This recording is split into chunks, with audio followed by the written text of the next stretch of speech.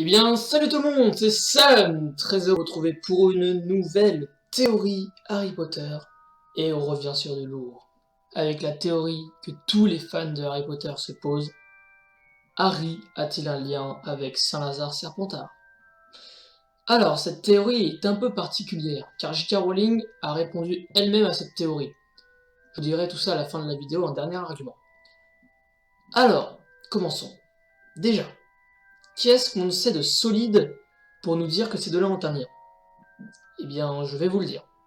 Déjà, on sait que Harry serait allé à Serpentard s'il n'avait pas demandé au chapeau d'aller à Gryffondor. Ce qui est déjà un argument plutôt bancal, mais ça peut passer. Ensuite, il sait parler fourche-langue.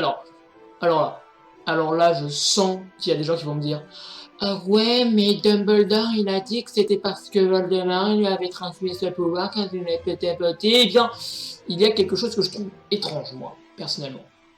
Comment a-t-il su le mot de passe pour la chambre des secrets dans le volume 2? Oui, parce que, déjà qu'il ne sache pas qu'il puisse parler fourche-langue, et qu'il essaye par un pur hasard n'importe quoi dit en fourche-langue, je trouve quand même étrange qu'il puisse connaître le mot de tel premier coup. Eh bien, on peut penser que ce soit grâce à un lien que Salazar Serpentard va aurait jeté une sorte de sortilège pour que tous ses descendants puissent connaître le mot de passe pour éradiquer tous les sorts de bourg, bon voilà, après vous connaissez l'histoire. Enfin, une phrase de Dumbledore m'a mis la puce à l'oreille dans le volume 5. Quand il dit à Harry quand celui-ci est possédé par Voldemort, ce qui compte ce ne sont pas vos ressemblances, mais vos différences. Mais de quelles ressemblances parle-t-il?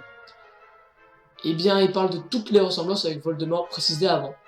Il parle fourche-langue, il est normalement de Serpentard, tous les arguments en lien avec Salazar Serpentard, d'autant plus que Voldemort est un descendant de Serpentard.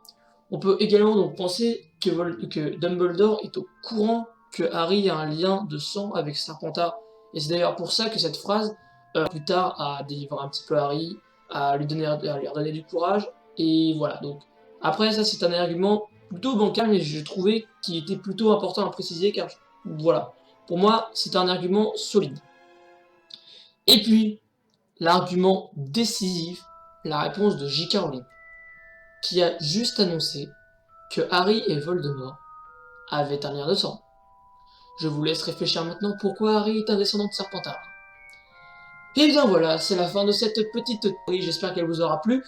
Elle aura mis du temps à venir, je sais, mais bon, voilà, fallait que je la trouve, fallait que je l'écrive, fallait que j'ai le temps de la faire, fallait que je fasse le montage, fallait que j'accorde bien, voilà, ça prend un petit peu plus de temps que un Jump League ou un Pokémon Gems, ça c'est sûr.